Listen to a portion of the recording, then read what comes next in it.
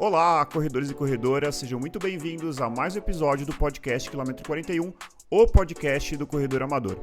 Eu sou André Moraes, sou médico corredor, estou aqui com Murilo Groschitz, treinador de corrida e corredor, e com a nutricionista, que já é prata da casa, vindo pela segunda participação, Marina Solis, que vai falar pra gente sobre um tema extremamente relevante, talvez do ponto de vista de suplementação, um dos mais relevantes, se não for o mais relevante. Vamos falar sobre consumo de proteína e corrida. Sejam muito bem-vindos, Murilo e Marina. Valeu, obrigado, André. Valeu, Marina, mais uma vez aí por ter aceitado o nosso convite. Como que você está, Marina? Tudo bem? Tudo ótimo. E já aqui, com a minha canequinha também do time Quilômetro 41. Muito bom. Muito feliz. Tá aqui. Boa. Obrigada. Maravilha. Gente, vamos começar com algo extremamente simples, que é definir o que é proteína. Acho que para muita gente pode ser banal, mas eu acho que é um belo começo. Então, o que é proteína, Marina?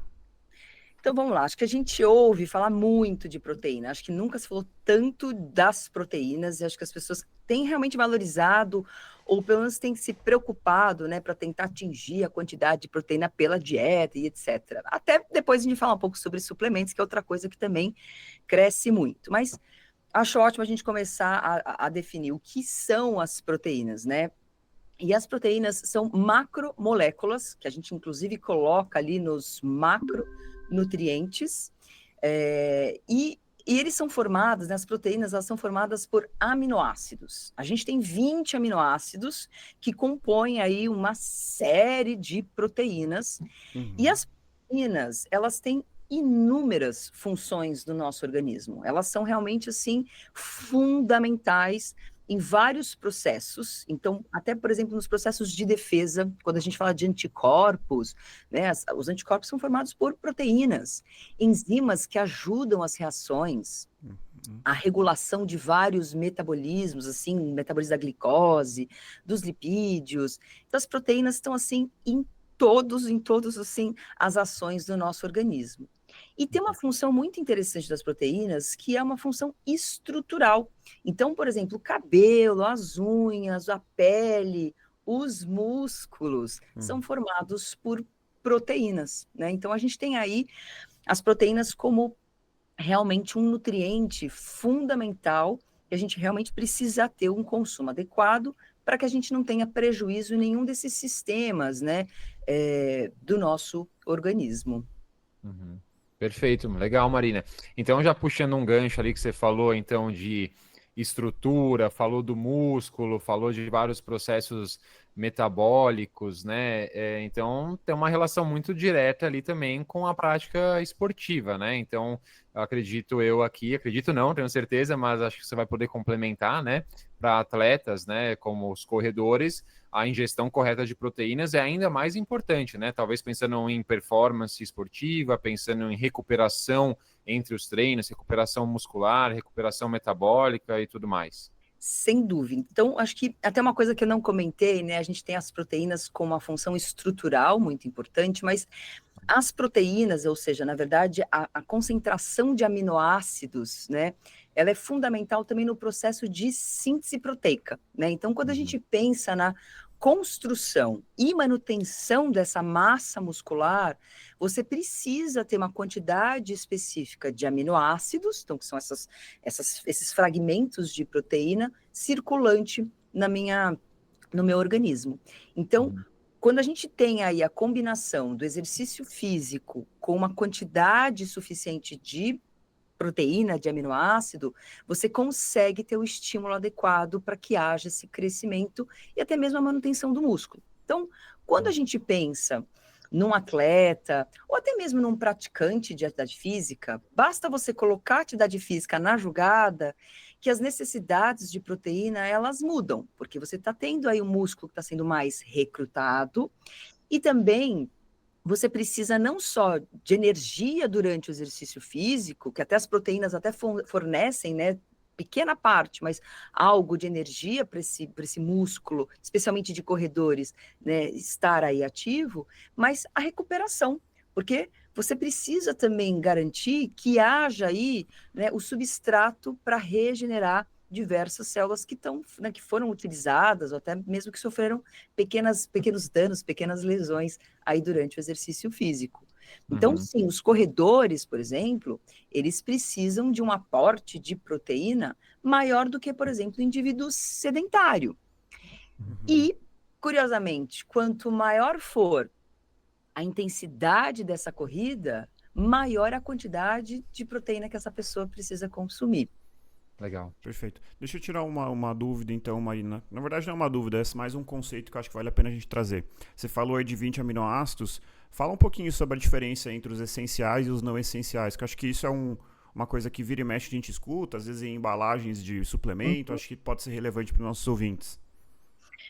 Então, ótimo. A gente tem aí 20 aminoácidos que compõem, né, um hall de proteínas enorme.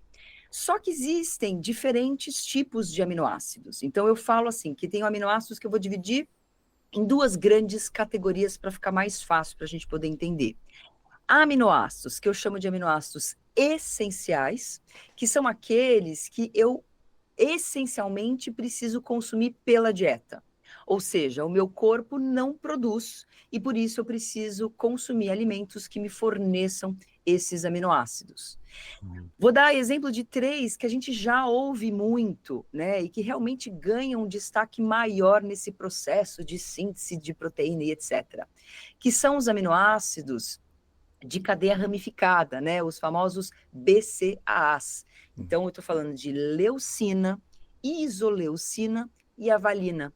Então, eu preciso consumir esses aminoácidos por meio aí de fontes alimentares, como, por exemplo, leite, né, os laticínios de maneira geral, em menor quantidade em algumas proteínas de origem vegetal. Então, são proteínas aí, aminoácidos fundamentais que eu preciso realmente me atentar. Agora, existe uma outra parcela de aminoácidos que são os aminoácidos não essenciais, ou seja, o meu corpo, ele consegue produzir, ele consegue sintetizar. Como, por exemplo, a glutamina, que a gente ouve muito falar da glutamina, né? Que as pessoas vou suplementar a glutamina. Olha, não necessariamente, porque a gente encontra na alimentação, mas eu também consigo produzir, né? Sintetizar aí a glutamina, assim como muitos outros aminoácidos. Então, essa é uma grande diferença importante que a gente entenda, porque o que diz se a proteína é de boa qualidade ou não é a quantidade de aminoácidos essenciais. Então, a gente já até pode adiantar um pouco para falar, né, de fontes, mas a gente sabe que nem todas as proteínas têm a mesma qualidade. Seria E o que uma proteína de alto qualidade... valor biológico. Perfeito. Seria esse o termo quer dizer isso? Exatamente. Então, o que define uma proteína ser de alto valor biológico, de boa qualidade, é a quantidade de aminoácidos essenciais que ela apresenta. Perfeito. Bom, Perfeito. legal. E Marina, você mencionou, né, a questão da prática esportiva, né? Uma pessoa ativa, consequentemente, tem uma necessidade maior de ingestão proteica e tudo mais. O que a gente pode falar da dieta do brasileiro? Assim, é de praxe uma dieta rica em proteína ou não? Qual que é a quantidade ideal, média de consumo proteico? Como quantificar isso?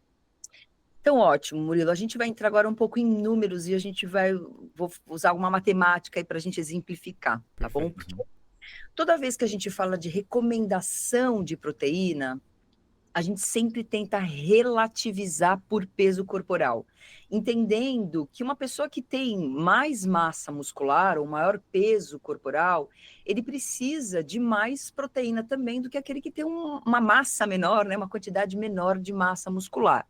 Então, se eu comparar um indivíduo de 50 quilos com um indivíduo de 100 quilos, eles terão necessidades de proteína diferentes. Então, para eu poder fazer um ajuste mais específico e individualizado, eu preciso relativizar pelo peso corporal. Então, pensando nisso, eu vou falar muito em gramas por quilo de peso, tá? Então, gramas por quilo de peso por dia. Então, vamos pensar o que os guidelines me colocam, né? O que é a recomendação dietética diária, que, na verdade, são aí nossas recomendações populacionais, elas preconizam para o indivíduo normal, sem nenhuma doença, rígido, né? Que faça lá algo de atividade física. É uma quantidade de 0,8 0,8 gramas por quilo de peso corporal por dia. Ou seja, se eu pegar um indivíduo de 70 quilos e eu multiplicar por 0,8 gramas, eu vou ter aí uma necessidade de 56 gramas por dia de proteína. Então, 56 gramas, só para a gente também exemplificar, seria aí, por exemplo, um copo de leite no café da manhã, um pedaço de carne no almoço, e, de repente, no jantar, um bife com arroz e feijão. Você já consegue atingir essa necessidade. Ou seja, o brasileiro facilmente consegue atingir a quantidade diária para uma pessoa que não faz aí grandes volumes de atividade física, né? Mas a história muda quando a gente coloca o exercício físico, né? Então, quanto mais você coloca de exercício em termos de volume, de intensidade, você vai tendo uma necessidade maior de proteína. Então, para o indivíduo que faz uma corrida, né, recreacional, já 0,8 é pouco. Eu preciso aumentar para pelo menos 1,1 grama por quilo de peso corporal, que também, para o indivíduo de 70 quilos, ficaria algo próximo de 77 gramas por dia. Então, é um aporte um pouco maior, não é difícil de a gente conseguir, mas é só a gente tentar aí organizar essa distribuição ao longo do dia. Só- Se essa pessoa... Desculpa, pode falar. Não, desculpa interromper. É que eu só. Tá fazendo super sentido o que você tá falando. Eu só queria tentar esmiuçar um pouquinho mais o que seria uma corrida recreacional. Porque eu acho que às vezes esse termo pode parecer. Um ouvinte fala assim, pô, será que eu sou um corredor recreacional? Será que. Entendeu? Como que a gente poderia dizer assim? Tem algum número de vezes por semana? Quilometragem? Tempo de exercício? Não sei. Olha, é até difícil de a gente definir isso de recreacional, porque seria aquele que não é um indivíduo que está assim, engajado com um volume de treino tão intenso durante a semana. Então, seria mais ou menos aquela corridinha, de 30 minutos, 2 vezes na semana. Esse seria aquele indivíduo Ah, que tá. tem uma atividade recreacional, que pode ser muitos de nós, assim. Acho que até eu me enquadro um pouco nessa, assim, aquele que tenta. Uhum. É.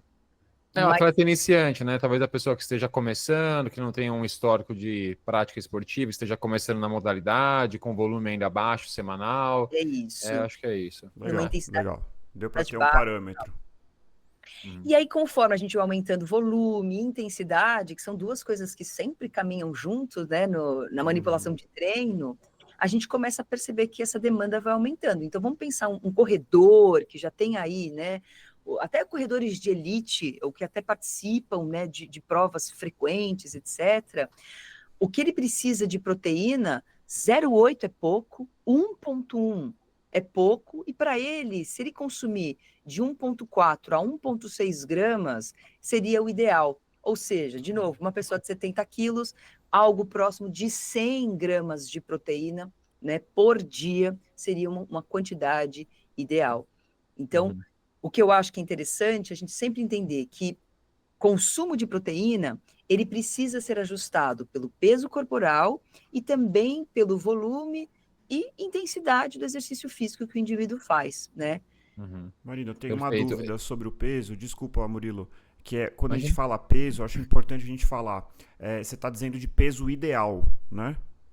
Isso. A gente, na verdade, é o peso atual. Tá? A gente calcula Tá, pelo peso atual do indivíduo. Então, se o indivíduo está com 100 quilos hoje, a gente faz esse cálculo com o peso que ele está. entendi. Se o indivíduo ele muda de peso daqui, sei lá, 6 meses, um ano, a gente reajusta para o peso dele atual, porque a Tá, gente entende que as demandas é de acordo com entendi. aquele momento. Isso pra mim é um pouco contraintuitivo, porque eu entendo assim, você tá falando de pessoas de 70 quilos, eu tenho 70 quilos, né? Então, Uhum. assim, eu consigo sempre, eu tenho um pouco de sorte nesse aspecto, porque muitas vezes fazem as contas com 70 quilos, eu vou me comparando, mas vamos supor que em algum momento da vida eu engorde, ganhe 15 quilos, e aí passa a Uhum. ter 85 quilos. Eu tenho que mudar o meu aporte proteico, porque na minha cabeça, qual que é o ponto que eu quero chegar?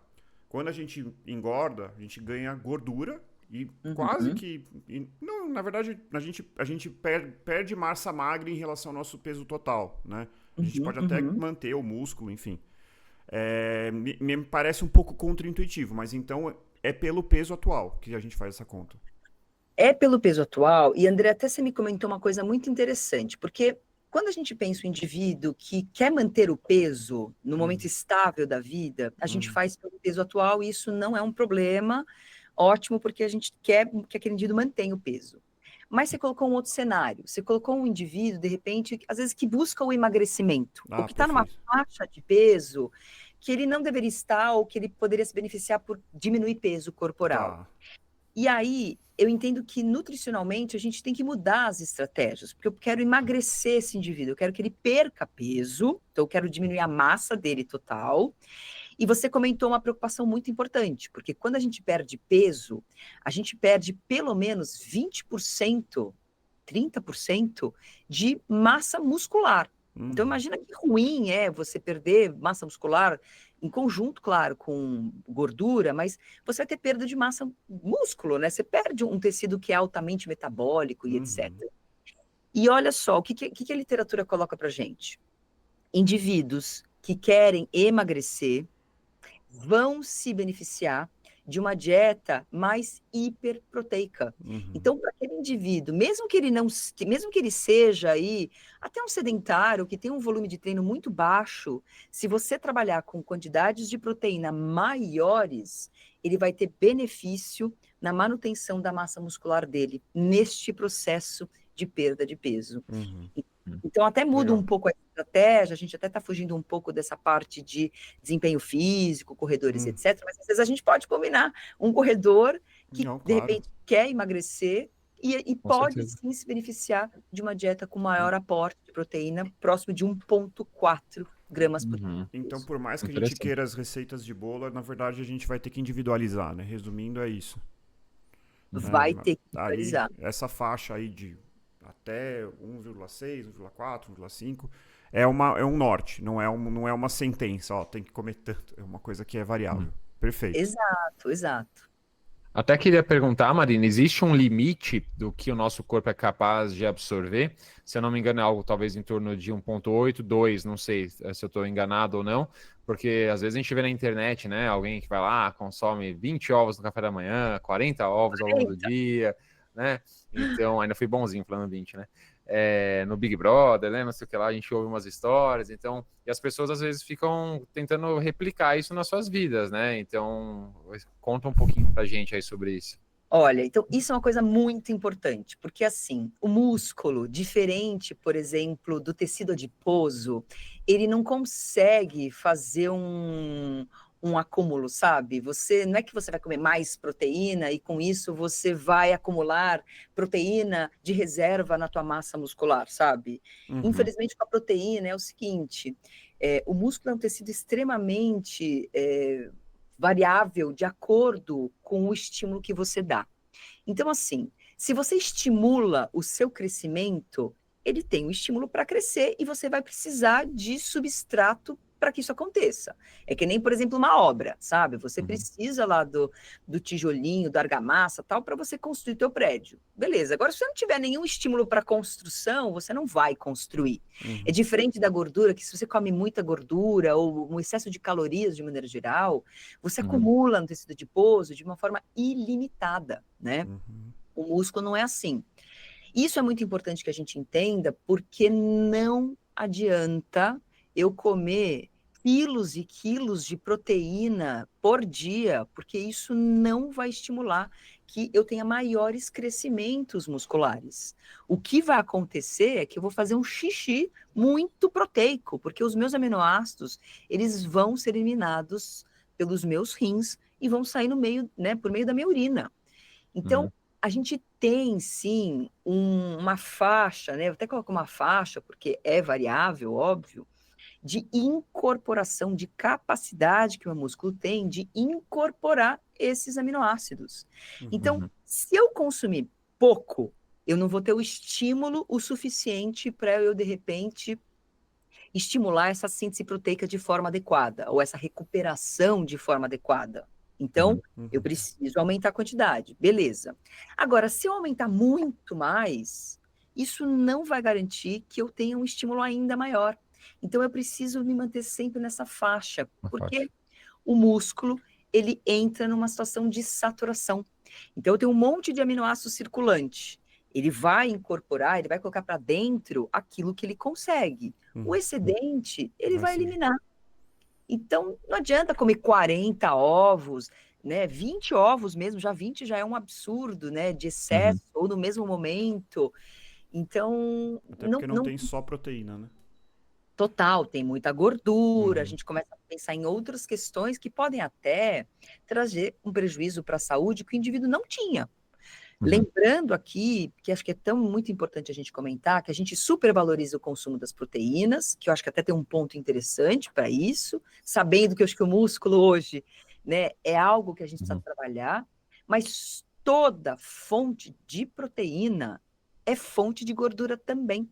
Então, se você come muita proteína, você também está aumentando muito a quantidade de gordura. E aí você acaba tendo um acúmulo, às vezes, um aumento de colesterol, problemas aí, né, de excesso de gordura, até mesmo aqui no tecido adiposo, que você não tinha antes, né? Então, precisa ter muito cuidado com esses exageros que a mídia coloca. E aí parece que hoje, assim, né? Quanto maior o absurdo a pessoa fizer, mais interessante fica, né? É o algoritmo. Infelizmente é o algoritmo, E Marina, é interessante diluir essa ingestão de proteínas ao longo do dia, ao longo das refeições, né, principais e também refeições intermediárias, ou tudo bem o indivíduo só comer proteína, sei lá, no café da manhã e no almoço, nas outras refeições priorizar talvez carboidratos, tem alguma lógica nessa distribuição? Tem. Então, olha, vou pegar o gancho do que eu acabei de falar, que o músculo, ele tem aí uma capacidade limitada de incorporar, tá? De colocar para dentro esses aminoácidos circulantes. Então, se eu comer, vamos pegar lá aquela quantidade de 100 gramas de proteína. Então, uma pessoa que treina bem, tá? Então, tem um volume de treino legal, e que eu vou administrar 1,4 gramas por quilo de peso, isso dá próximo de 100 gramas de proteína por dia. É sim diferente eu consumir 100 gramas numa única refeição, que provavelmente eu não vou conseguir incorporar toda essa quantidade de aminoácidos para dentro do meu músculo. E um outro cenário muito mais ideal é quando eu pego essas 100 gramas e eu divido ela ao longo do dia. Porque aí é como se eu estivesse dando certos espaços, né, para que meu músculo conseguisse ter tempo para administrar, incorporar uma dose, uma quantidade ideal para dentro do meu músculo. Então, eu vou colocar em número, porque eu acho que é até interessante de a gente fazer isso, né? Vou pegar de novo esses 100 gramas de proteína e o que seria o ideal? Eu dividir isso em 4 a 5 vezes, ou seja, 4 a 5 refeições por dia, que daria algo aí de 20, 25 gramas por refeição. Então, se eu fizer essa distribuição, que a gente até chama de dose ideal, parece que é de fato isso confirmado por estudo, que é uma quantidade ótima, onde o músculo ele consegue absorver a quantidade de aminoácido circulante e ter aí o maior estímulo para a síntese proteica.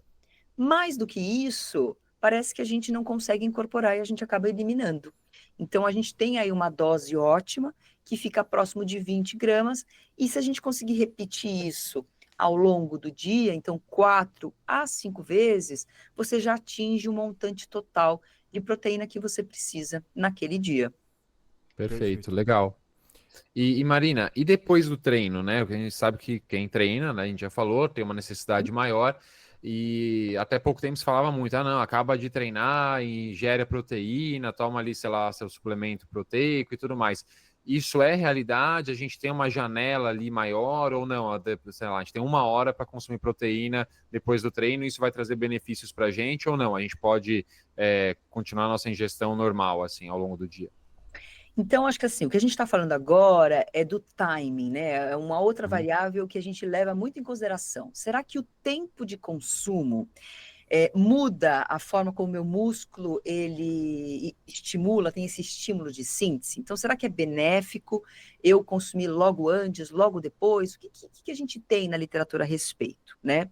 Então, vamos primeiro entender a lógica, o racional para uma atitude que muitas pessoas tinham no passado e até hoje tem, que é terminar um treino de musculação e imediatamente já tomar um suplemento, consumir uma proteína, com medo de catabolizar, né? Então, da onde que vem isso? Porque assim, a sessão de treino, per se, né, por si só, ela tem um estímulo catabólico, de degradação, né? Normal que isso aconteça. Mas logo na sequência, então nas próximas 3 horas, 6 horas após essa sessão de treino, o nosso músculo, ele está ávido para o aumento da síntese proteica. Então, é como se, assim, depois de um estímulo, ele começa a aumentar todo o maquinário dele para poder construir músculo. Então, é o que a gente chama de janela de oportunidade. Eu tenho aí um momento maravilhoso que eu preciso aproveitar, onde todos os, né, o meu ambiente está propício para a construção. Então, se eu colocar proteína nessa situação, o meu estímulo de síntese vai ser muito maior. Então, isso é real, isso é fato. O que antigamente se acreditava é que essa janela de oportunidade acontecia até 3 horas depois da sessão de treino. Então, que eu precisava consumir proteína neste período. Caso contrário, eu não estaria aproveitando esse ambiente propício para a construção. Hoje, a gente sabe que essa janela de oportunidade, ou seja, essa sensibilidade do músculo para a síntese, ela dura 24 horas. Opa. Até tem tudo mostrando 48 horas depois de uma sessão de treino. Então, o que eu preciso me preocupar com essa questão de time, né, de tempo de consumo? Que você consuma uma fonte de proteína pelo menos 24 horas depois de uma sessão de treino, que eu acho que a grande maioria das pessoas faz já, né? Faz uma refeição, ou seja, dá tempo de chegar em casa, preparar alguma coisa. Eu não preciso ficar naquela preocupação, neurose até que muitas pessoas faziam, né? Ficavam, de consumir imediatamente, né? E até quero comentar uma coisa, porque a gente fala muito depois, né? Ó, depois da sessão de treino eu tenho um estímulo, mas não faz diferença se eu consumir proteína logo antes ou logo depois. O que parece, o que importa é ter aminoácidos próximos dessa sessão de treino, seja antes, seja depois. Para estímulo de síntese, não faz diferença. E que essa janela de oportunidade, ela é suficiente, né, para que eu tenha tempo para eu poder me alimentar, fazer uma refeição com calma, sem precisar aí ficar neurótico. Ô, Que Marina, legal. Então, desculpa, Murilo, deixa eu só aproveitar Imagina. aqui esse momento, porque eu quero tirar uma outra dúvida. Uma coisa que vira e mexe eu tenho, assim, um certo temor. Vamos supor, eu acordei, tomei um café da manhã, lá, um pãozinho com queijo, fui treinar. E aí voltei e tô com aquela fome, só que eu só vou almoçar daqui a 2 horas.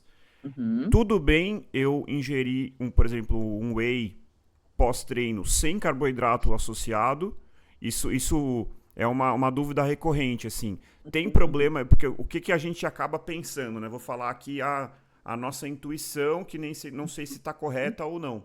A gente pensa assim, pô, eu tô com fome, ou seja, eu acabei de fazer um exercício que já é um estímulo catabólico, como você me falou, catabólico é justamente de desconstrução, então vai queimar gordura, vai eventualmente até usar o músculo como fonte de energia, o que é tudo que a gente não quer, na verdade. E aí, além de tudo, eu tô com fome. Aí eu vou comer uma proteína e em vez de usar essa proteína para fazer anabolismo, que é a construção de músculo, eu vou usar para gerar energia e matar minha fome. Tenho que ter esse temor ou não tem problema, pode consumir lá o seu whey isoladamente, sem nenhuma fonte de carboidrato?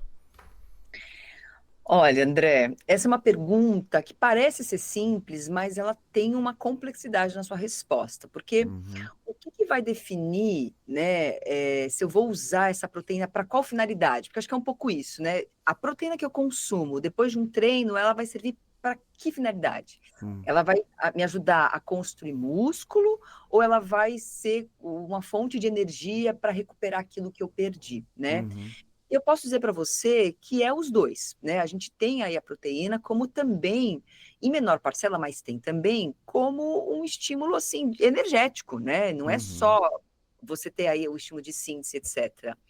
Agora, o que é muito importante a gente entender é que existem as finalidades diferentes para os alimentos. Então, vamos pensar que você fez aí um treino de corrida, tá? O treino de corrida, a gente sabe que tem uma utilização do glicogênio intramuscular.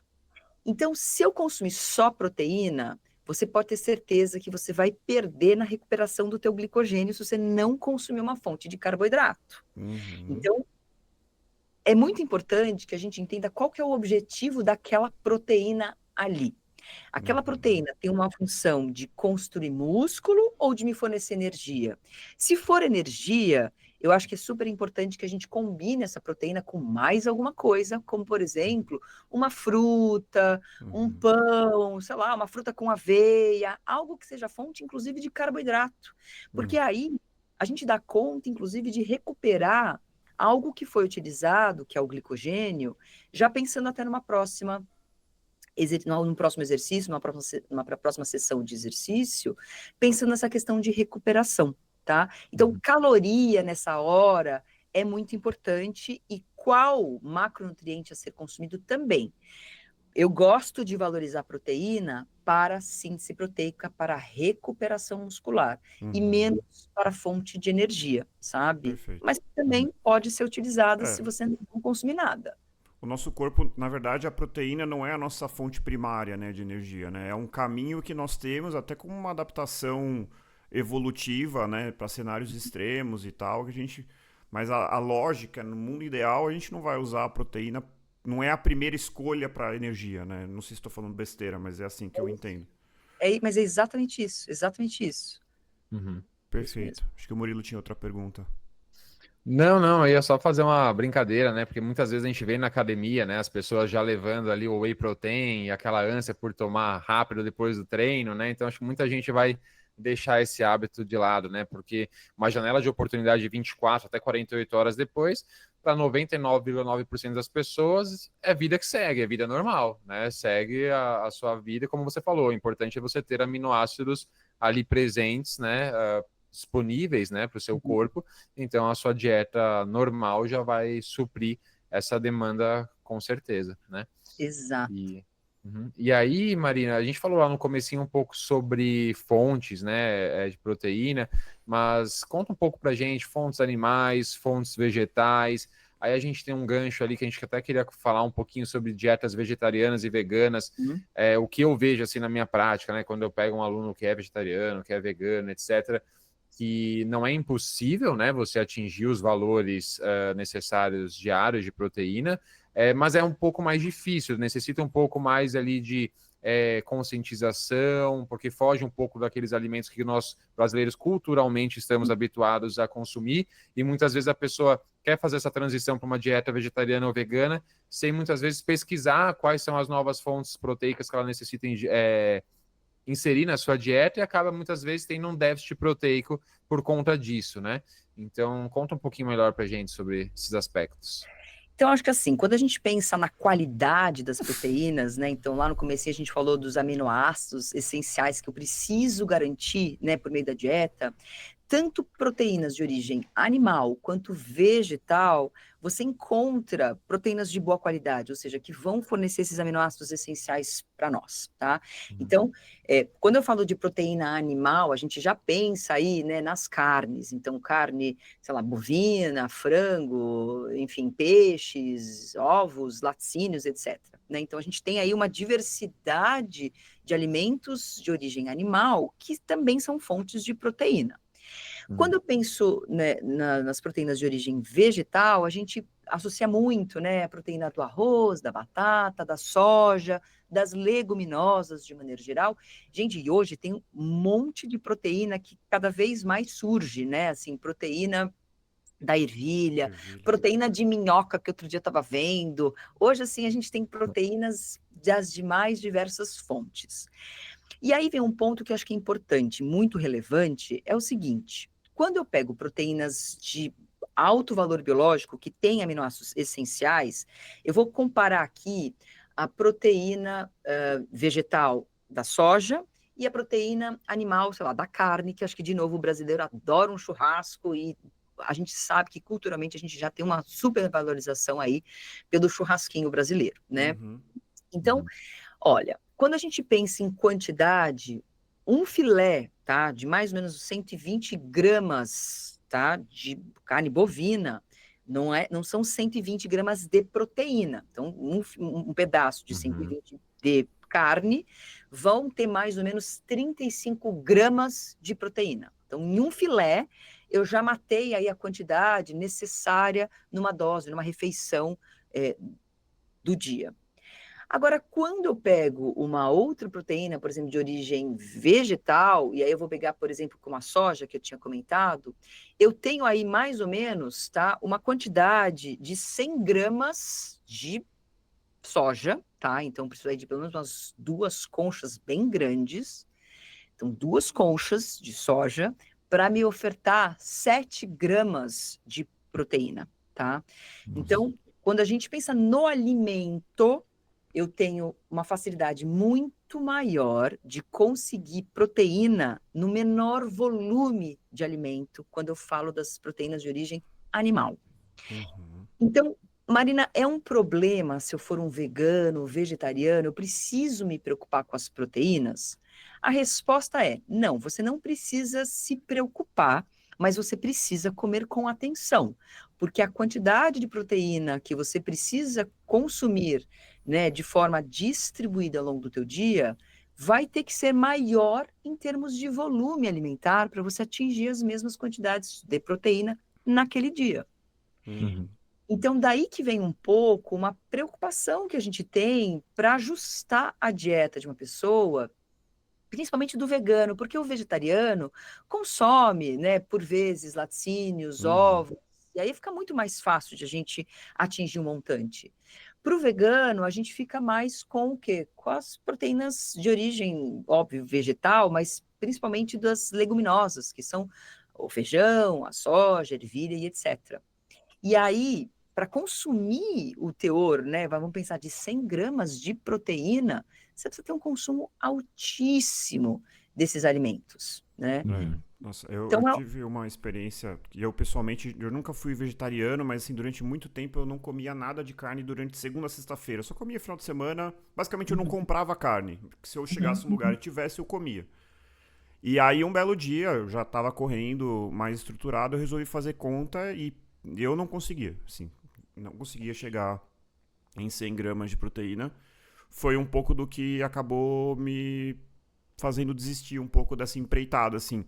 Então, assim, a minha experiência pessoal de uma pessoa que, assim, eu sou, de certa forma, bem disciplinado. uhum, Eu não estava conseguindo. Então, assim, acho que, assim, eu acho o vegetarianismo uma opção, isso é decisão de cada um, né? Mas tem que ter consciência de que tem que estar muito engajado, né? A uhum, chance de você errar ali e não consumir a quantidade de proteína necessária é muito grande. E eu vejo, assim, muitas pessoas, eu sou vegetariano, aí você vai ver a dieta da pessoa. De manhã é pão, na hora do almoço é massa, à tarde é batata e antes de dormir é um outro pedaço de pão. Não é necessariamente saudável por ser vegetariano. Acho que esse é um pouco de uma confusão, assim. Para ser saudável, você tem que ter alimentos que sejam ricos em nutrientes, que sejam diversos, né? E aí o grande trunfo, eu acho, do vegetarianismo é quando você consegue, por meio dele, fugir dos ultraprocessados e comer muitos alimentos frescos e uma grande variedade de verduras e legumes e frutas e tudo mais. Hoje o que eu tento fazer é manter, né, as verduras, legumes e frutas e incluir pontualmente proteína, porque senão realmente eu acabo tendo muita dificuldade, né? O vegano, então, tem que ter uma dedicação, mas assim, a é, prova de que isso é possível, existem. Esses dias eu tava vendo lá um cara que é um powerlifter lá, o cara levanta não sei quantos quilos, é recordista de várias coisas, e ele é vegano. uhum. Agora você vai ver a Eu dieta fui. dele, tá praticamente comendo o dia inteiro. É super difícil, né? Mas o cara consegue. E eu acho assim, uma coisa que é importante, a gente não pode assim, confundir alimentos fontes de proteína com o consumo exclusivo de carne, né? Porque Perfeito. proteína a gente encontra em ovos, leite, laticínios de maneira geral, nas próprias verduras, né, oleaginosas, as leguminosas. Então, a gente tem uma diversidade de alimentos proteicos muito grande. Mas aquela pessoa que consome carne, vamos pensar em um onívoro, né, que come uma dieta mista, se ele comer também só carne, também não do ponto de vista de saúde, também não é uma coisa muito interessante, porque o excesso de carne vermelha, por N outros motivos que não tem a ver com a proteína, traz também um prejuízo Com para a certeza. saúde. Por Certeza. aumento de colesterol, a gente tem associação aí até de alguns um risco, né? Enfim, de desenvolver certos tipos de câncer, dependendo da forma como você faz essa carne. Então, comer carne em excesso, né, também não é saudável. Então, quando a gente pensa num equilíbrio de proteína, a ideia é que a gente varie o máximo possível das fontes proteicas, para aquele indivíduo que come de tudo, né, que tem uma dieta onívora, aquele que começa a ter algo de restrição, então um vegetariano, é trabalhar ainda com as fontes que ele se permite ou que ele consegue consumir, e um vegano, talvez, para ele bater o aporte de proteína, talvez a suplementação para esse indivíduo seja super interessante, Uhum. porque vai ser muito mais fácil ele colocar lá 20 gramas de pó, né, de proteína de soja, de proteína vegana, para ele conseguir atingir e não precisar aumentar tanto caloria consumida, porque depois a gente pode ter um problema, porque para eu atingir a proteína, eu preciso ter um consumo de caloria, né, de alimento muito grande. Então, os suplementos, nesse sentido, eles passam a ser uma estratégia muito interessante para você dar o aporte de proteína suficiente sem precisar aumentar, né, excesso de carboidrato, excesso de outros alimentos que talvez não seja benéfico para aquele indivíduo. Uhum. E só de Perfeito. curiosidade, o André mencionou ali o powerlifter, né? E quando ele começou a falar, eu também tinha lembrado. Não sei se é o mesmo, mas tem um cara que nasceu no Irã.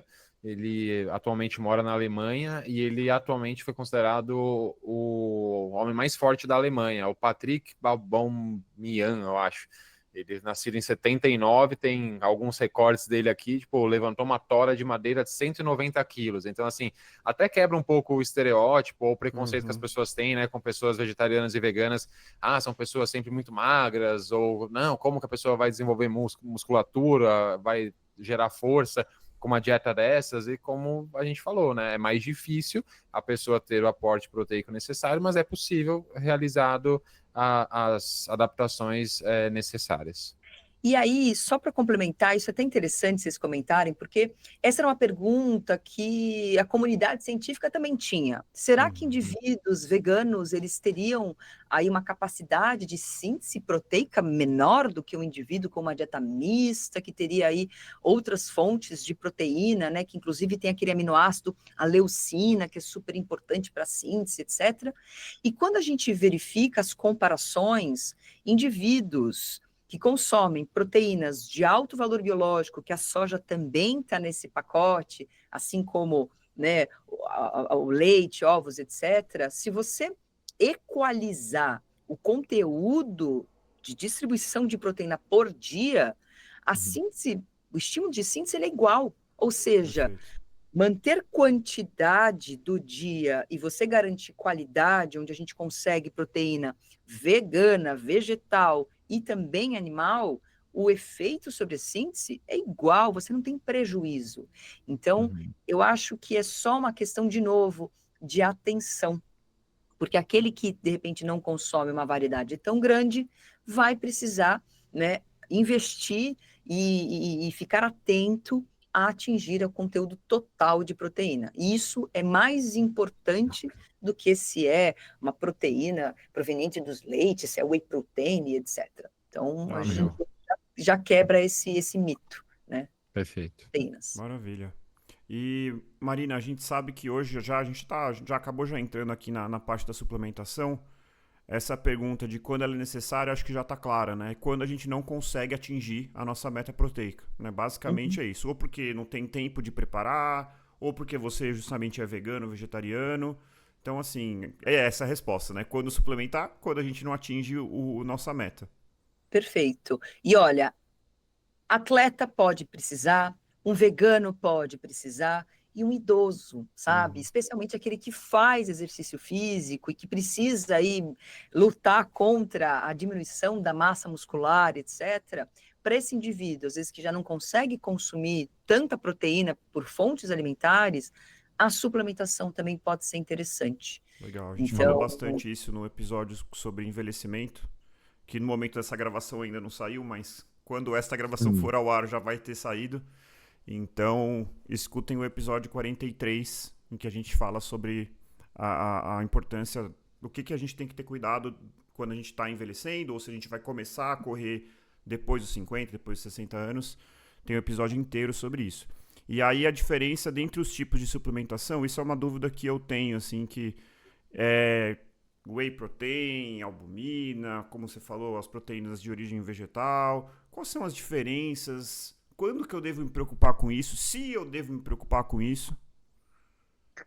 olha, todos os suplementos proteicos, desde que eles tenham de fato a proteína que eles prometem ter dentro do produto, tá? Que isso é um ponto muito importante. Senão a gente está comprando gato por lebre, né? Assim que é a expressão. Uhum. Hoje acontece muito isso. Mas, olha, em termos de benefício, tá? Para a musculatura e para a saúde, tanto faz se eu consumo a proteína do soro do leite, que é o famoso whey protein, ou se eu uso aquele beef, né, protein, que também é a proteína da carne, que as pessoas conhecem menos, mas às vezes para quem é intolerante, sabe, a lactose, às vezes se beneficia desse beef protein, proteína de soja isolada, ou, enfim, albumina. O efeito, todas essas proteínas que eu citei, são proteínas de alta qualidade. Todas, todas. Então, vai muito assim, do gosto, sabe? Da preferência do cliente. Eu não vou mentir que a albumina, que é a proteína, né, principalmente do ovo, tem alguns efeitos indesejados. Por exemplo, tem pessoas que sentem uma maior flatulência ao consumir albumina. Então, pode ser desagradável e aí talvez o indivíduo se incomode em consumir. Mas é uma proteína extremamente barata. Então, não tem problema. Tem outras possibilidades, que é você misturar tipos de proteína. Você parte whey, parte soja, que é o que muitas vezes a gente vê um blend, tá? Um nome mais chique para esse tipo de mistura, que a indústria dá. Então, você vai ver lá o rótulo, né? Ah, aqui tem um blend de proteína, né? Um blend nada mais é do que mistura. A proteína de soja é muito mais barata que a proteína do whey, por exemplo. E se você mistura, você tem um produto mais barato, mas igualmente eficaz, sabe? Em ter aí o estímulo de síntese. Então, eu acho que vai um pouco de acordo com, realmente, assim, preferência em termos de paladar, possibilidades financeiras, porque a gente sabe que existe uma variação de preço muito grande hoje no mercado, né? Então, proteínas mais baratas, proteínas vegetais, a própria albumina, quando a gente compara com proteína da carne, que é esse beef protein, ou a própria whey protein. Então, acho que é uma questão aí de escolha. E Marina, esses blends que você mencionou, já há no mercado esses blends prontos ou a pessoa faz em casa? Por exemplo, compra um de cada e mistura, ou já tem pronto? Já tem. Se você pegar um potão aí de whey protein, é muito difícil que aquilo seja 100% whey protein. Especialmente se eu pegar um whey protein concentrado, tá? O concentrado, ele vai estar lá whey, então whey concentrado, ele vai ter whey, mas ele pode ter uma mistura também, um adicional de outras proteínas, tá? Proteínas mais baratas. Mas eu posso fazer isso em casa, sabe? Eu posso pegar albumina, posso pegar soja, né? Posso pegar também whey, enfim, para mudar um pouco aí o paladar, e você pode fazer o seu próprio blend em casa, né? Ou você pode comprar, que também é muito possível. Legal. E aí, eu acho que uma dica, né, Marina, me corrige se eu estiver errado, é para as pessoas não comprarem produtos que não tenham ali na composição que realmente prometem. Vira e mexe, a Anvisa lança, né, algumas listas de produtos, suplementos, né, que são adulterados ou não, né, aqueles que a Anvisa aprovou e aqueles que ela não aprovou. Então é interessante dar uma pesquisada, ficar ligado nessas listas, que muitas vezes você vê lá que a marca que você está comprando não é indicada, né? Então, aí isso Total. muda. A gente falou disso um pouco no episódio de creatina, né? Uhum. Que tinha justo saído, né, uma pesquisa que eles verificaram a questão da qualidade das creatinas no mercado. E a gente tem também, recentemente, a mesma empresa, né, a mesma associação, fez do Whey Protein. Então, a gente também encontra, legal. colocar aí na internet, depois qualquer coisa eu posso passar o Isso, me link. passa o link que eu ponho na descrição do episódio. Acho que é a melhor coisa. Ótimo. E assim, a gente tem que pegar hoje marcas de boa procedência, sabe? Eu sempre gosto de valorizar marcas nacionais, que já estão no mercado há muito tempo, que não estão envolvidas em nenhum escândalo.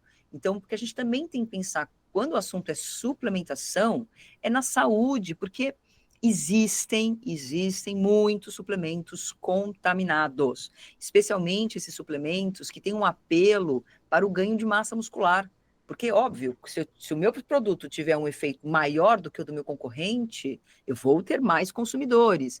E, às vezes, as pessoas colocam, inclusive, hormônios anabolizantes, acontece isso com a creatina, com algumas marcas, né, de whey protein, especialmente marcas internacionais. Então, é importante, antes de fazer uso, né, para quem quiser fazer uso, lembrando que não há necessidade, porque pela dieta a gente consegue. Mas, por uma questão de praticidade ou para complementar, porque o suplemento ele tem esse intuito, complementação da dieta. Então, se é para complementar, então eu vou escolher um bom suplemento aí de uma marca que seja confiável, e aí, óbvio, checar lá a listinha dessa pesquisa pode ser interessante. Que legal, maravilha. Mais uma dúvida que eu E. tenho, Marina, não sei se era isso que o Murilo ia falar, perdão, Uhum. sobre o isolado, concentrado, são muitos termos, eu mesmo confesso que várias vezes eu fico confuso na hora de comprar um produto. Além de falar desses tipos, assim, eu queria, não sei se é possível, que você desse uma dica, assim, na hora que você vai comprar um produto e você vai lá ver a tabelinha nutricional, o que eu tenho que olhar ali, o que realmente importa? Porque tem um monte de coisa lá que, vitamina não sei o quê, aí você fica meio perdido, é tanta informação, às vezes parece que eles fazem de propósito. Colocam uma Total. coisa tão grande que você não consegue interpretar. Então, assim, o que eu tenho que olhar naquela tabelinha? O que é relevante ali? Boa. Então, olha, vou começar pelo começo, tá? Vou tirar aí uma dúvida que as pessoas têm. Vou falar do whey protein específico, porque o whey ele tem algumas derivações diferentes dos outros suplementos. Então, a gente tem hoje no mercado o whey protein concentrado, o whey protein isolado e o hidrolisado, tá? Então, são 3 tipos de whey protein que a gente encontra no mercado. Quando eu olho para síntese proteica, qual tipo de whey estimula mais o meu ganho de massa muscular? Desde que tenha a quantidade de proteína que promete. Todo e qualquer whey protein, tá? O isolado, concentrado ou hidrolisado, tem o mesmo estímulo de síntese proteica, tá? Não faz diferença. Então, eu já começo a tirar esse mito e não preciso gastar rios de dinheiros no mais caro, que é aquele que promete mais, tá? Então, acho que esse é o primeiro mito que a gente já pode tirar. Bom, agora a gente vai refinar a nossa interpretação. Beleza, o que é o whey concentrado?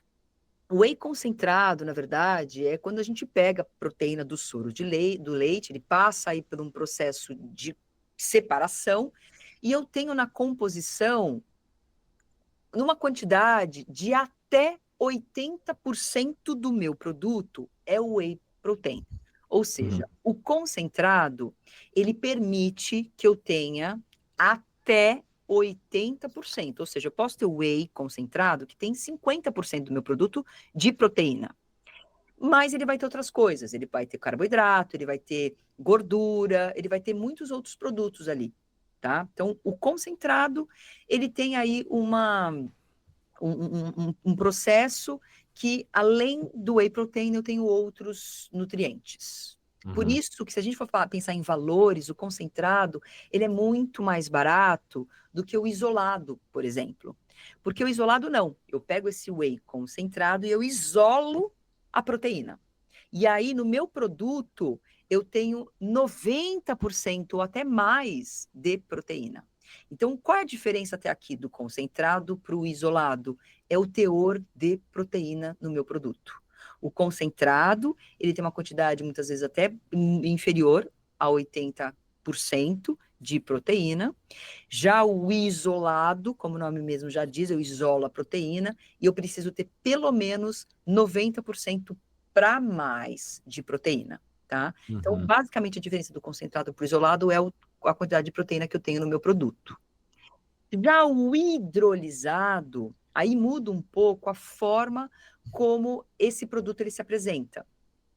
O hidrolisado, ele pega esses aminoácidos, tá? Uma proteína intacta, e ele quebra em frações menores.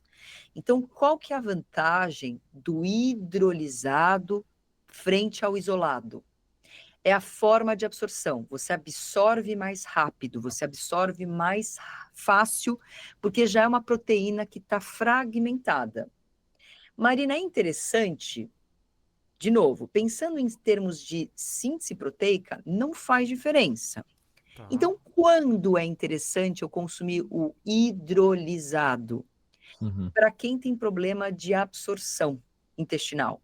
Então, vamos pegar um indivíduo, às vezes, de novo, um idoso, ou indivíduos que têm alguma síndrome, sabe, intestinal, que já tem aí perdas absortivas. O hidrolisado pode ser muito interessante. Por exemplo, um indivíduo que fez cirurgia bariátrica, sabe? Às vezes também tem dificuldade de absorver. Então, pode ser mais interessante, porque ele não vai ter aí. Acho que pelo contrário, ele vai ter uma facilidade mais aumentada para a sua absorção. E além disso, tem a questão da lactose, porque para quem tem às vezes intolerância à lactose, o whey isolado você pode encontrar a lactose. Já no hidrolisado, muitas vezes não. Então, para quem, de novo, tem problema com intolerância ou digestibilidade, o hidrolisado passa a ser interessante.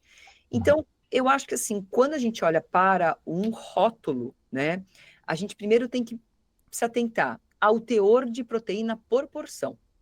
Quanto de proteína tem naquela porção que está recomendada, tá? Então, quanto maior o teor de proteína, mais interessante.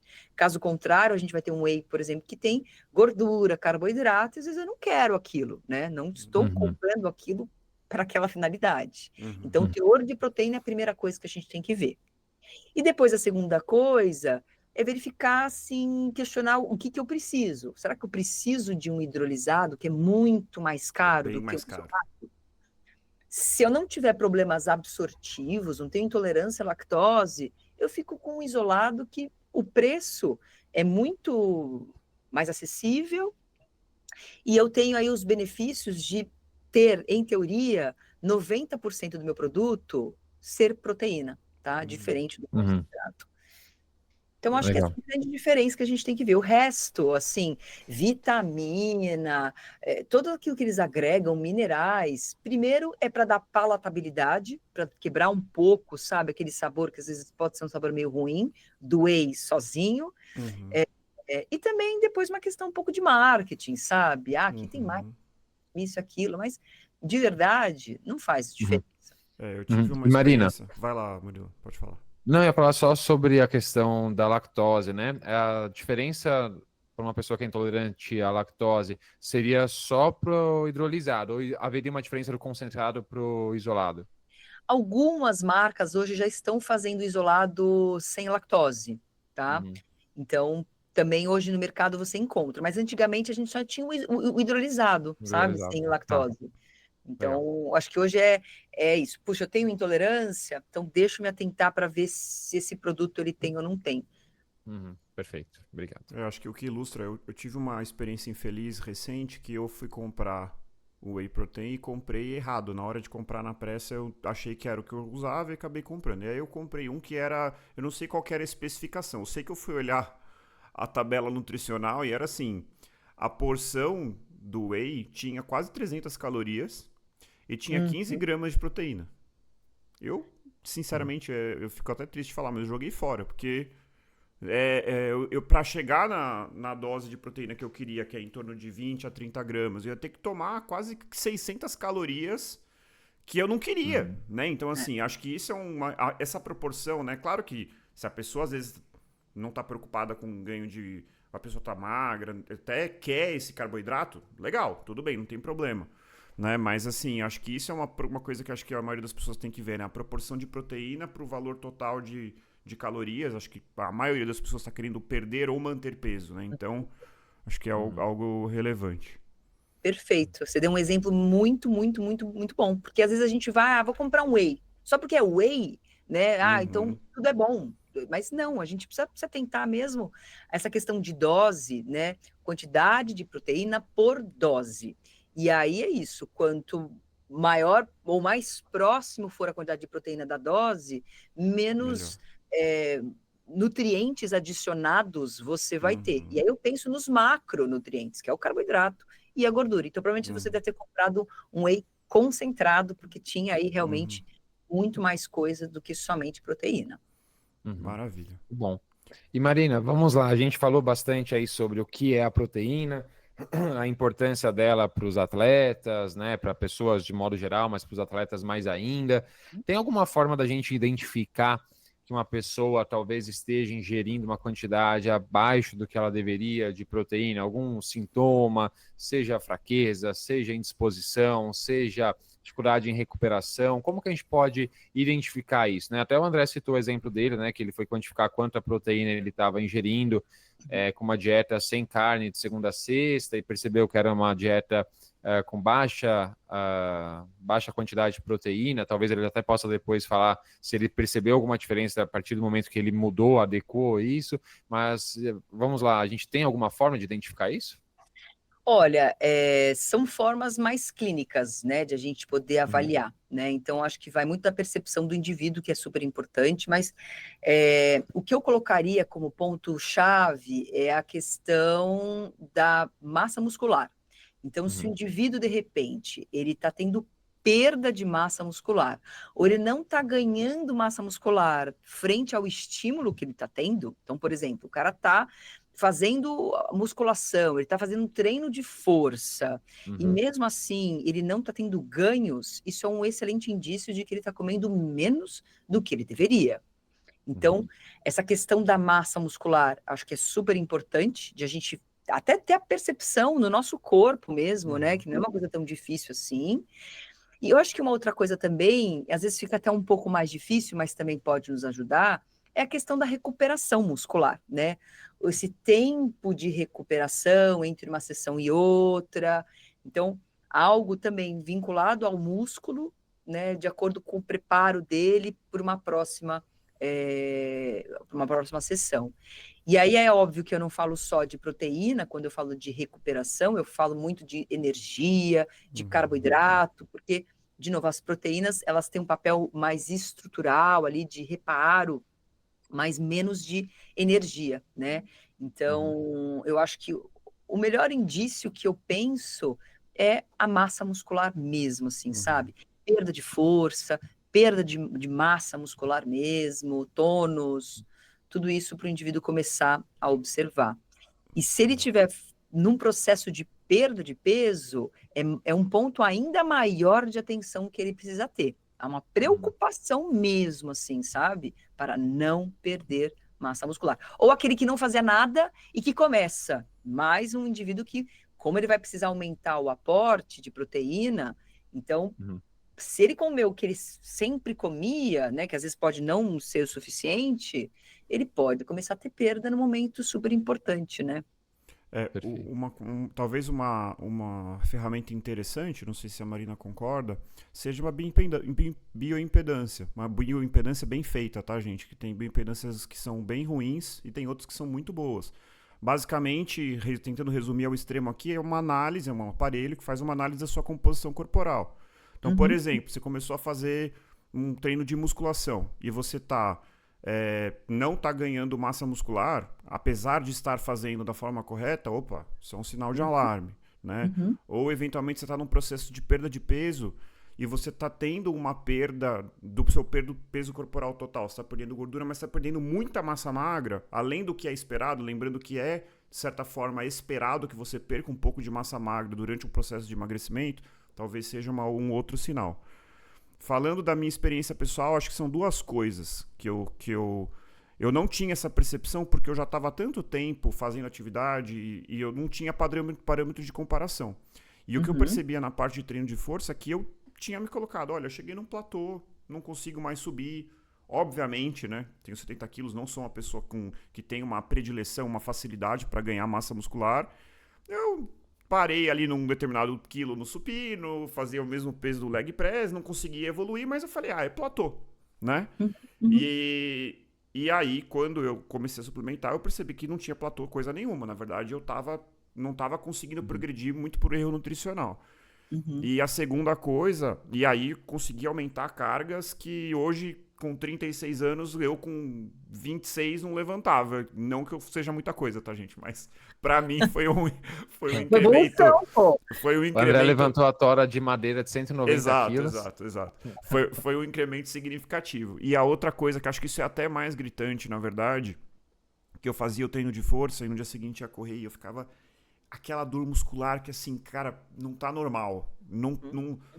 Isso pode ser subjetivo, tá, gente? Eu nunca vou ter como provar, né?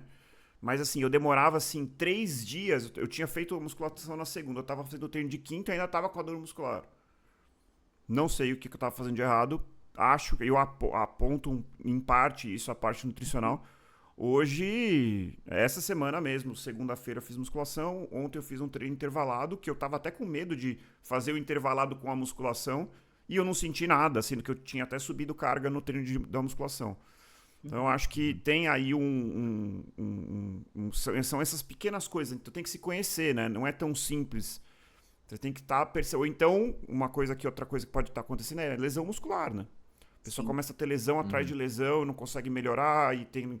Que pode ser erro de treinamento, pode ser erro de carga, mas pode também, dentro dessas opções para justificar lesões recorrentes, um erro nutricional pode ser uma das explicações, né? Então acho que é muito por aí, né? Não tem uma fórmula mágica.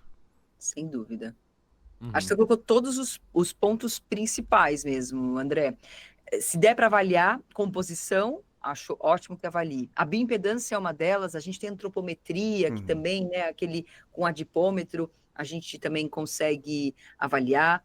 Para quem faz de frequência a densitometria óssea, que também avalia a composição. Então, a gente tem algumas ferramentas mais fácil acesso, outras menos acessos, mas que avalia, né, no final, a composição. E acho que ter essa percepção, ela é super importante mesmo, assim, essa análise, né? Essa auto-percepção é super importante. Legal. Antes da gente partir para uma simulação que a gente vai fazer aqui, um exemplo para o encerramento, eu queria convidar todos os nossos ouvintes que estão nos seguindo até aqui, então acho que já está quase 1 hora de episódio, a curtir esse vídeo se você estiver vendo no YouTube, se inscrever no canal, ativar o sininho. Lembre-se de nos acompanhar também lá no Instagram, onde a gente tem conteúdos que vão além do podcast. Então, pelo menos 2 vídeos semanais com conteúdos rápidos, diferentes dos conteúdos aqui que são longos. Então, nos sigam lá. Em breve teremos o primeiro ouvinte que, pelo Instagram, conheceu a gente, começou a conversar e no final ele vai ser convidado. Então, assim, a gente quer cada vez mais criar uma comunidade. Se você escuta pelo Spotify, que eu sei que é a maioria das pessoas, não se esqueça de seguir o podcast por lá. Nos ajuda muito a ganhar as métricas e mostrar que a gente está crescendo dentro da plataforma. Além, é claro, de você ficar sempre por dentro dos novos episódios que saem todas as segundas-feiras às 6 da manhã. Por fim, para aqueles que realmente gostam do que a gente faz, a gente tem o nosso Apoia-se, cujo link está na bio do Instagram. Se não for fazer falta para vocês, para a gente faz toda a diferença do mundo, deixa lá o quanto você puder. A gente vai ter uma eterna gratidão. E Marina, como que as pessoas podem te encontrar também? Fala aí pra gente. Bom, eu tô no Instagram, então Marina_Yazigi, então vocês podem me encontrar lá. E eu também tô com um canal de YouTube, tá meio devagar, mas que ele chama Fine, então depois a gente pode colocar aí direitinho todas as especificações. Então, Muito bom. basicamente por aí. Bom, vamos botar na descrição o Instagram e o canal da Marina para quem quiser acompanhar. Obrigada. Vamos lá, vamos fazer uma simulação, então, assim, claro, não querendo fazer uma consulta online gratuita, mas só para a gente sair um pouco do plano das ideias e partir aqui para uma parte mais prática, vamos para um corredor hipotético aqui, para a gente fazer, assim, entender mais ou menos o que seria uma prescrição de de suplementação ou uma prescrição nutricional, obviamente falando especificamente da proteína. Então, uma pessoa que, vou usar mais ou menos o meu exemplo, pode ser, Murilo? Acho que é mais... Claro. Então, um corredor de 70 quilos, que corre 4 vezes por semana, faz musculação 2 a 3 vezes por semana. Então, treina aí 6 vezes por semana, pelo menos 1 hora por dia, né? Não é mais recreacional. Acho que não é mais recreacional, né? Acho que já tá ali no moderado e tal. Tem gente que treina mais ainda, né? Tem gente que treina todo dia, enfim. Isso depende um pouco também da fase que você tá. Eu não tô perto de nenhuma grande prova, então eu tô treinando um pouco menos no momento, mas dá aí algo como 6 horas de atividade de moderada, pelo menos moderada intensidade por semana. Acho que até vale a pena você falar um pouquinho sobre essa diferença entre o treinamento aeróbico e o treinamento anaeróbico, se isso muda a sua prescrição de proteína. Tá. Então, quanto de proteína que essa pessoa teria que ingerir? E assim, vamos citar assim, um dia de alimentação dessa pessoa para exemplificar o que seria mais ou menos essa quantidade de proteína para a pessoa conseguir enxergar isso. Bom, então, vamos lá. Eu só fiz aqui umas continhas rápidas, porque é isso, nutricionista vive fazendo conta também. Então, vamos pensar, acho que tenho 3 coisas que eu acho que é importante a gente comentar aqui. Primeiro, quanto de proteína por dia esse indivíduo ele precisa. Depois, a forma que ele pode fracionar esse consumo ao longo do dia, lembrando que ele não vai comer tudo de uma vez. E depois, quais alimentos que ele pode usar, né, para atingir esse montante. Então, o caso aqui do nosso paciente André, que tem um volume de treino interessante, ele corre e ele faz musculação também. E aí, acho que a primeira coisa é perguntar, qual é o objetivo? É manter massa muscular ou é ganhar massa muscular? Então, acho que essa é a primeira questão que a gente precisa levar em consideração. Acho que é manter, né? Acho que é manter. Manter. Então, beleza. Se você, André, quer manter, eu posso trabalhar com uma quantidade que fica próximo de 1,4 a 1,6 gramas por quilo de peso corporal por dia. Então, se você estiver consumindo aí 1,4, 1,6, está ótimo. E eu gosto de dar essa variação, porque nem todo dia a gente come igual, a mesma coisa, né? Os dias variam, final de semana, então, é outro dia que, né? Ou são dias que mudam muito o nosso padrão. Então, desde que você fique entre esse montante do dia, tá excelente. Então, vamos colocar isso em gramagem. Então, para você consumir um homem de 70 quilos, a gente vai multiplicar esse 1,4 e 1,6 pelo seu peso corporal, que seria próximo de 100 gramas a 115 gramas por dia, tá? Então, esse é o teu aporte total do dia. Mas a gente pode fazer aí uma divisão de um consumo de mais ou menos o quê? Umas 4, 5 vezes. Mas antes de eu já prescrever isso para você, eu te perguntaria, André, a sua rotina permite um consumo de 4 ou 5 vezes por dia? Porque você precisa ajustar, né? Eu tomo café da manhã, almoço, o lanche da tarde e janto. Então, perfeito. Assim você consegue ter 4. 4, né? consigo. Então, ó, se o André consegue, porque tem uma coisa também, às vezes, de possibilidade. Se a pessoa, às vezes, não consegue, ó, Marina, eu não tenho tempo. A café da manhã, almoço e jantar. A gente vai trabalhar com as possibilidades do indivíduo também. Mas o André, ele consegue 4 vezes. Então, eu vou pegar aquele montante, tá? Posso colocar um desafio adicional, Marina? Pode. Eu sou uma pessoa que eu gosto de almoçar e de jantar. Então, assim, eu tomo café...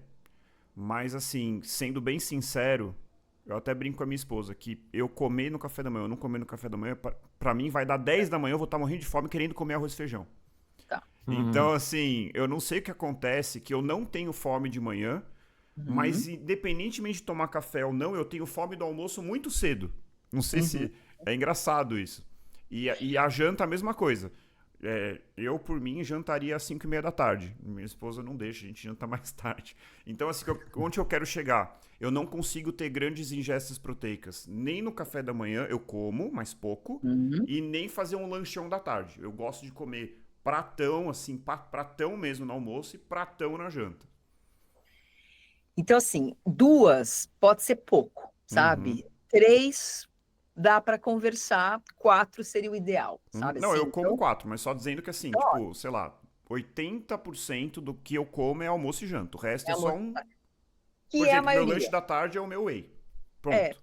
que geralmente é a maioria que acontece, Uhum. sabe? Então a gente consegue até diminuir um pouco no café da manhã e Uhum. aí distribuir um pouco mais de proteína nas demais refeições. E é uma coisa que a gente vai também incluindo aos poucos, né? Acho que Uhum. às vezes as pessoas fazem 2 refeições, mas elas vão, de repente, ó, uma terceira eu consigo, às vezes até uma quarta, então. Mas 3 eu acho que é uma quantidade, se der para a gente pelo menos ficar, acho uma boa, Uhum. sabe? Então, um café da manhã, um almoço e, de repente, o jantar, ou a depender do dia da organização e Uhum. etc. Né? Perfeito. Então, eu vou trabalhar com 4 refeições, porque Uhum. é o, né, o que o meu paciente André, hoje ele já Uhum. faz, e que é o que a gente vê também que seria o mais ideal. Então, se eu tenho 100 gramas de proteína, e eu vou dividir em 4 refeições, eu tenho que ter um consumo de mais ou menos 25 gramas de proteína por refeição, tá? Uhum. Então, um copo de leite. Vamos pensar lá que o André, ele tem uma dieta mista, tá? Então, só para a gente poder também aqui facilitar algumas comparações. Claro. Você tem uma dieta mista e você toma leite, você come ovos, etc. Sim. Então, um copo de leite, então de 400 ml, você tem aí 15 gramas de proteína. E se você então tomar um copo de leite e comer aí 2 ovos, você já atingiu a quantidade de 25 gramas. Tá. Ou ovos com queijo, sabe? Então você Uhum. aumentar o número de ovos, você consegue atingir algo próximo de 20 gramas, sem fazer grandes esforços para quem tem fome, né? Uhum. Para quem não tem fome, eu sei que às vezes pode ser difícil. Isso no café da manhã.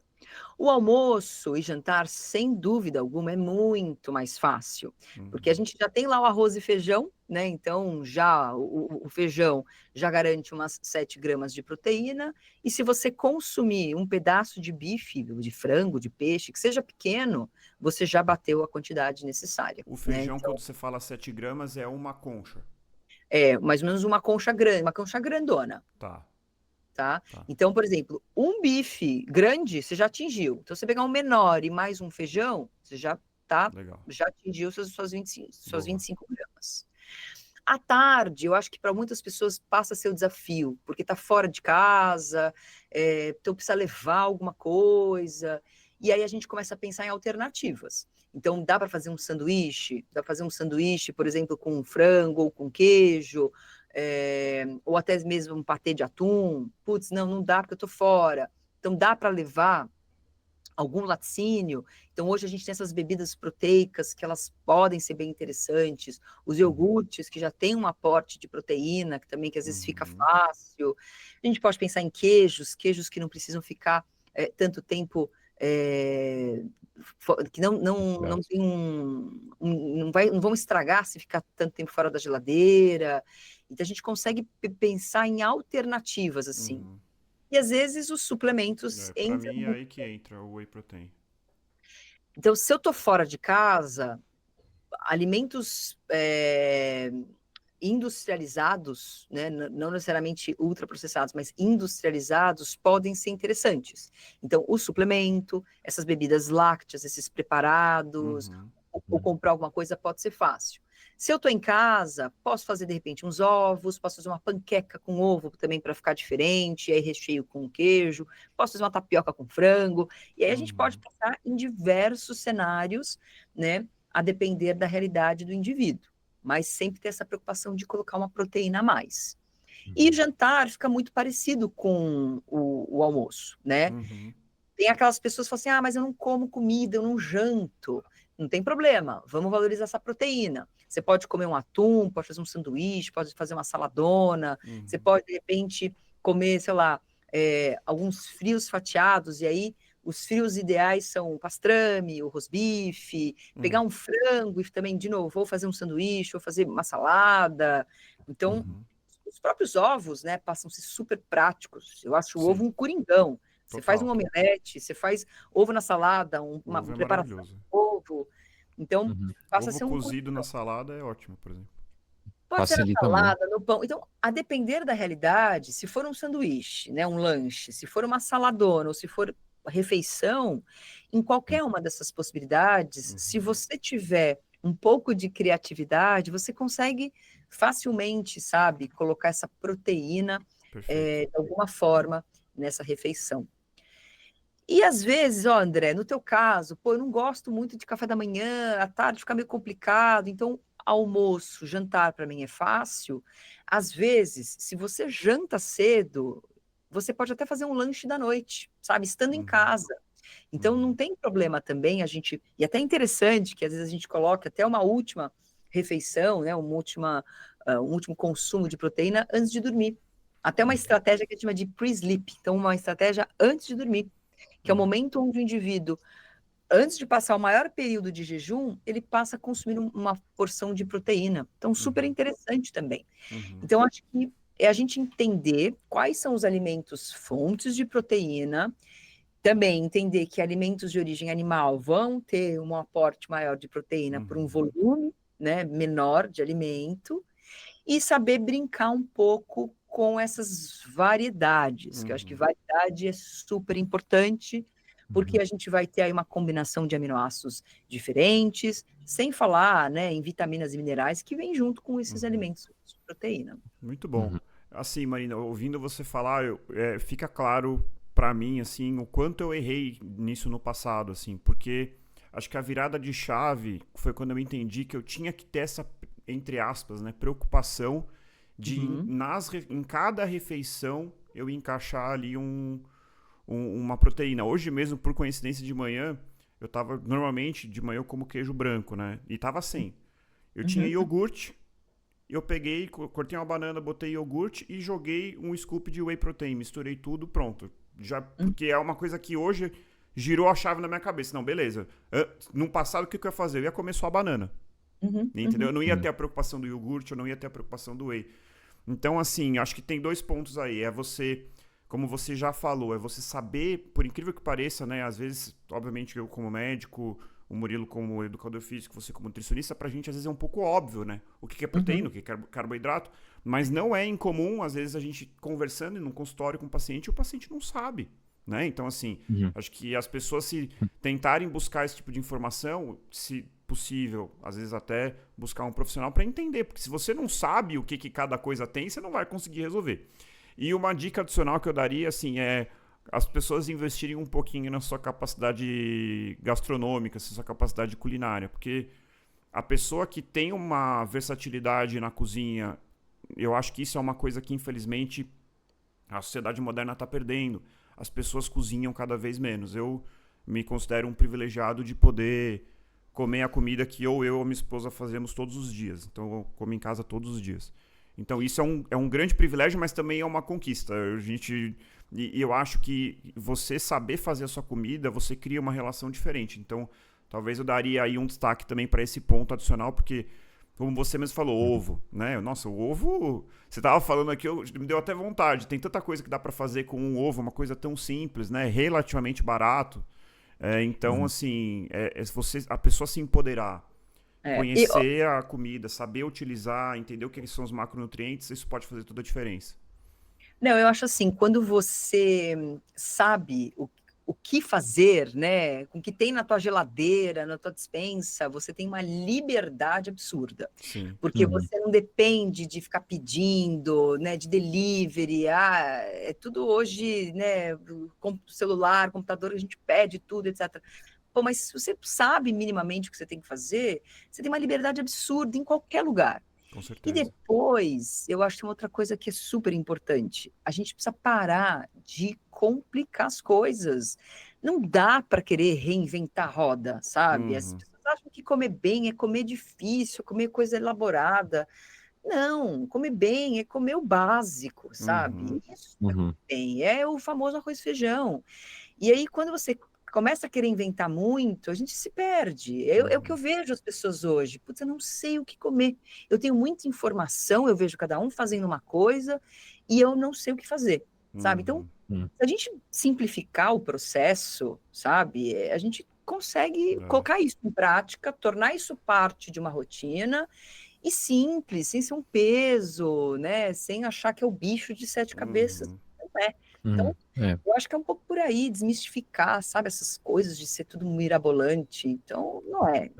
E não existe um jeito só certo de comer, né? Existem várias formas, a gente entendendo quais são os macronutrientes, o que é importante na nossa alimentação, quais são as principais fontes de cada um desses macronutrientes, a gente consegue compor a nossa alimentação de N formas, né? A gente falou ali da importância de variar, né, os tipos de alimentos para a oferta de aminoácidos, por exemplo, mas não só isso, também para a pessoa não ficar entediada, né? Ou sem vontade mais de comer aquilo que ela está acostumada. Às vezes a pessoa repete aquele prato todos os dias. Não, você tem N possibilidades, né? Isso faz com que a sua dieta, digamos assim, seja muito mais duradoura, né? Você consiga, na verdade, não é só uma dieta, é uma reeducação alimentar. Você, como você falou, né, Marina? Você entender o que você precisa fazer, entender como se alimentar, você, como o André também falou, você sabendo preparar os seus alimentos, você consegue levar isso para o resto da sua vida, né? Esse é o mais importante.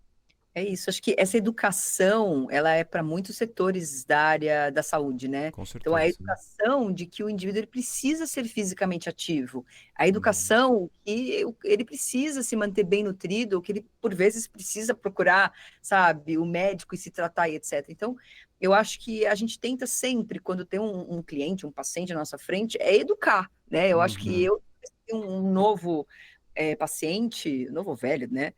Eu tento realmente assim ensiná-lo, dar algumas ferramentas para que ele consiga fazer aquilo, independente de estar do meu lado o tempo todo, né?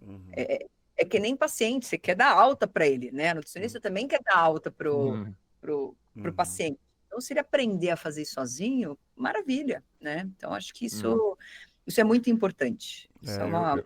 Eu tô na fase de botar meu filho na escola e uma das coisas que eu acho que eu não entendo como não faz parte da grade curricular obrigatória é a aula de culinária, assim, porque eu acho isso tão importante, assim, para uma criança, na verdade para um ser humano, né, que a maioria das pessoas hoje, eu falo por mim mesmo, assim, eu fui começar a me preocupar com isso quando eu fui morar sozinho.